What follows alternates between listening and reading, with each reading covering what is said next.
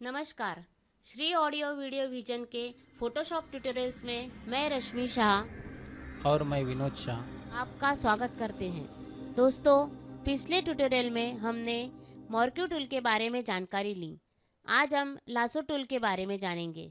Lasso tool box पर right click करते हैं तो lasso tool, polygonal lasso tool और मैग्नेटिक लासो टूल, ये 3 ऑप्शंस दिखाई देते हैं। यहाँ क्लिक करके आप कोई भी टूल सिलेक्ट करके यूज़ कर सकते हैं। लासो टूल की शॉर्टकट की है L। आप शिफ्ट प्रेस करके L की प्रेस करके लासो टूल का ऑप्शन चुन सकते हैं। लासो टूल एक फ्री हैंड सिलेक्शन टूल है। इस टूल की सहायता से डॉक्यूमेंट में मौजूद कोई ऑब्जेक्ट या शेप का सिलेक्शन करके उसे सेव कर सकते हैं। लासो टूल से सिलेक्शन करते हैं तो माउस लेफ्ट की प्रेस करके ही सिलेक्शन कर सकते हैं। माउस की छोड़ देते हैं तो सिलेक्शन लाइन के स्टार्टिंग पॉइंट और एंड पॉइंट ज्वाइन हो जाते हैं। इस ऑब्जेक्ट के अगले सिलेक्शन के लिए ऑप्शन बार में ऐड टू सिलेक्शन का ऑप्शन सिलेक्ट करके अगला सिलेक्शन कर सकते हैं। सिलेक्शन में एडिशन के लिए शिफ्ट की प्रेस करके भी आप सिलेक्शन ऐड कर सकते हैं।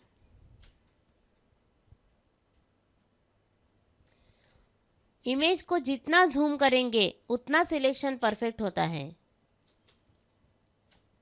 इस सिलेक्शन में कुछ अनवांटेड सिलेक्शन हो गया है। इसे रिमूव करने के लिए ऑप्शन बार में सब्सट्रैक्ट फ्रॉम सिलेक्शन का ऑप्शन सिलेक्ट किया और इस तरह अनवांटेड पार्ट रिमूव कर दिया।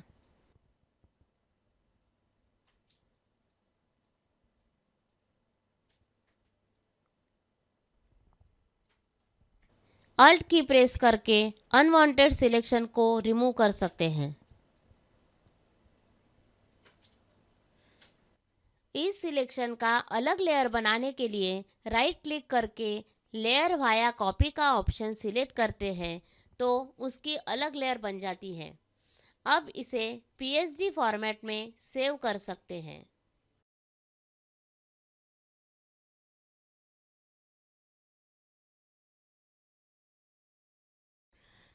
लेयर वाया कॉपी ऑप्शन से कॉपी करते हैं तो उसकी ओरिजिनल इमेज भी सेफ रहती है।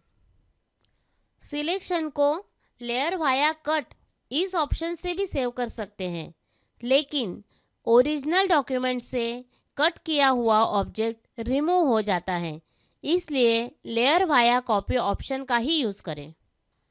अब इस डॉक्यूमेंट में 2 इमेजेस कट करके रखी हैं।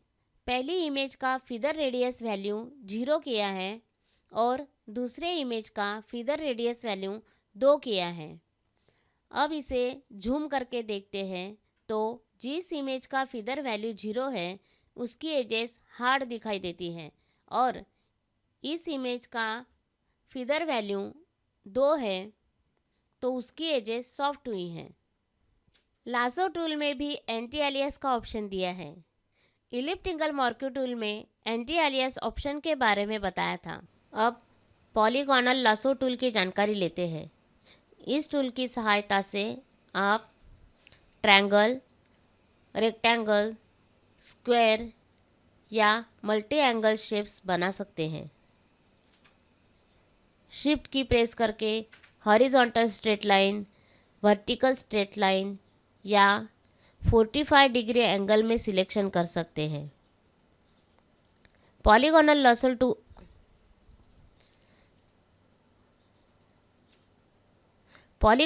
लासो टूल की मदद से बॉक्स, बिल्डिंग या इस तरह की इमेज है तो उसका आसानी से सिलेक्शन कर सकते हैं। अब इस बॉक्स का सिलेक्शन करते हैं। सिलेक्शन करते वक्त कुछ गलत क्लिक हो गई हो तो बैक स्पेस या डिलीट की प्रेस करके हम सिलेक्शन हटा सकते हैं।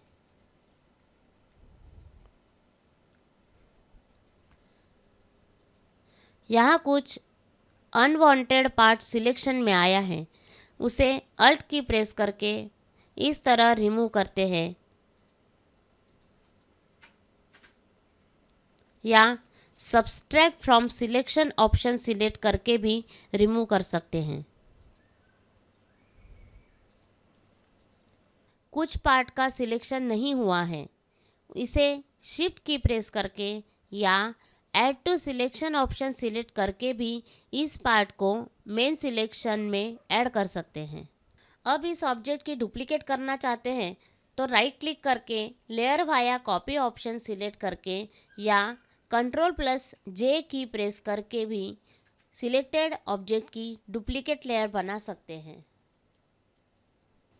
एक ही ऑब्जेक्ट का सिलेक्शन करने के लिए लासो टूल और पॉलीगोनल लासो टूल दोनों एक साथ उपयोग कर सकते हैं।